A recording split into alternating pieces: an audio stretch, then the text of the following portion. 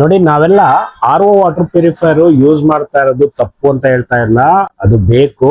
But ಏನಾಗ್ತಾ ಇದೆ, ನಾವು ಫುಡ್ ಅಲ್ಲಿ ಹೇಗೆ ನಾವು ಎಲ್ಲಾ ಪ್ರೋಟೀನ್ ವಿಟಮಿನ್ ಎಲ್ಲ ಇರಬೇಕು ಅಂತೇಳಿ ಯೋಚನೆ ಮಾಡಿ ನಾವು ತಿಂತೀವಿ, ಅದೇ ತರ ನೀರಲ್ಲೂ ಇರ್ಬೇಕಲ್ವಾ. ನಾವು ಬರೀ ವಾಟರ್ ಪ್ಯೂರಿಫೈರ್ ಬರೀ ಪ್ಯೂರ್ ಮಾಡಿ ಇರೋದೆಲ್ಲ ತೆಗೆದುಬಿಟ್ಟು ಅದ್ರಲ್ಲಿರೋ ಪ್ರಾಪರ್ಟೀಸ್ ನ ಬೇಡ ಅಂತ ಅನ್ಕೊಳಕ್ ಬರಲ್ಲ. ಹೆಲ್ತಿಗೆ ಬೇಕದು. 70% ವಾಟರ್, ನಮ್ಮ ಬಾಡಿ ಇರೋದು 72% ವಾಟರ್.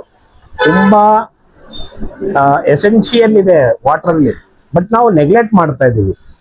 ಆ ರೀತಿ ನೆಗ್ಲೆಕ್ಟ್ ಮಾಡಿದ್ ಇಷ್ಟ ದಿನಾನು ಆಯ್ತು. ಇನ್ಮೇಲಾರ ಸ್ವಲ್ಪ ಚೇಂಜಸ್ ಮಾಡ್ಕೊಳ್ಳಿ, ಹೆಲ್ತ್ ನ ಇಂಪ್ರೂವ್ ಮಾಡ್ಕೋಬಹುದು. ದಯವಿಟ್ಟು ಕಮ್ಯುನಿಕೇಟ್ ಮಾಡಿ, ಯಾವ್ಯಾವ ನೀರು ಕುಡಿತಾ ಇದ್ದೀರಾ, ನಿಮ್ದು ಯಾವ ನೀರು ಅಂತ ಏನಾರ ನಿಮಗೆ ಇಂಟ್ರೆಸ್ಟ್ ಇತ್ತು ಅಂದ್ರೆ ತಿಳ್ಕೊಬೇಕು ಅಂತೇಳಿ ದಯವಿಟ್ಟು ಕಮೆಂಟ್ ಮಾಡಿ. ತಪ್ಪದೆ ಈ ಪೇಜ್ ನಮ್ಮ ಚಾನಲ್ನ ಫಾಲೋ ಮಾಡಿ, ಸಬ್ಸ್ಕ್ರೈಬ್ ಮಾಡಿ, ಲೈಕ್ ಮಾಡಿ.